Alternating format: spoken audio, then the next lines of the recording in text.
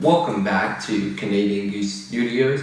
Birds of a Prey comes out this Friday, so why not talk about the DC movies, because I won't get to talk about them again until Wonder Woman 1984. So, let's talk about Batman v Superman.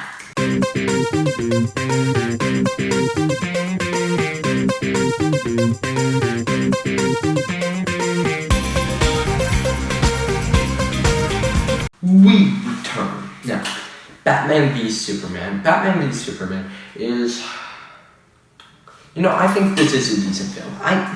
It's 3 hours and 30 minutes long. It's a very long film. But this movie is like the introduction of most DC characters.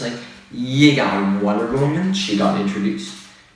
This was the first Batman Ben Affleck movie. And then we got Flash, who got introduced. I know little cameos, little cameos. Cyborg, Aquaman, and then they'll all come together in Justice League, and I'll do a review on that one.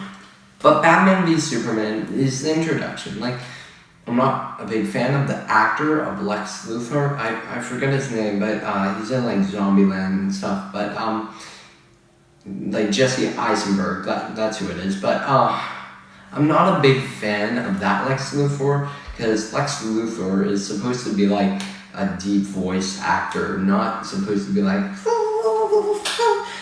Jesse Eisenberg would be a good Joker, but not the best Lex Luthor. He would play a great character in DC or Marvel, but not Lex Luthor.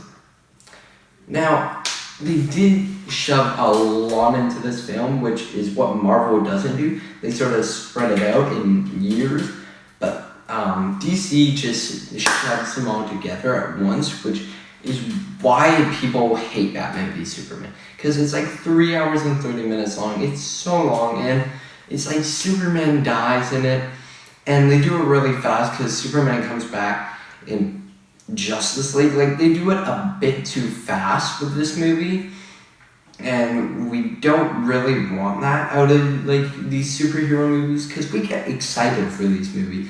DC movies are the exciting movies. I know Marvel movies are the big blockbuster movies that we all love, because we know they're going to be a solid film. But with DC, the DC isn't it's either it's bad or it's good or it's decent. I wouldn't say we expect it to be amazing or anything. I know Joker is incredible, but I haven't watched Joker. But there's some decent movies, But Batman v Superman, it should have just introduced Wonder Woman. I think don't introduce the other DC characters, because that's because then we have two villains, Doomsday and Jesse Eisenberg, Lex Luthor. But Doomsday is a big villain, and not a huge villain or anything, but is that his name, Doomsday? Yeah, it is. What? Are we sure? Maybe I'm wrong, but he's a big villain for a big movie, right? Batman v Superman, but it's not really Batman v Superman. See, Captain America Civil War is definitely Iron Man and Captain America fight, because they don't come back together until 3 years. Batman v Superman, they come back in 1 year, and it's not what we want. They actually come back in the movie because, they fight together with Wonder Woman. But the reason Batman stopped beating the shit out of Superman is because they have the same mother's name. I think that's quite stupid. But this movie had some good visual effects. I like the final battle with Wonder Woman, Batman, and Superman, and Doomsday. I like that. There's some torturing scenes where Batman tortures people. He gets a metal bat and burns it and just jabs it on someone. It's a dark film, and we expect that from DC. The only character I would say, maybe two characters from DC I would want to have humor. Well, I like Flash having humor. I like Aquaman having a little bit of humor. Shazam, I like him having a bit of humor. But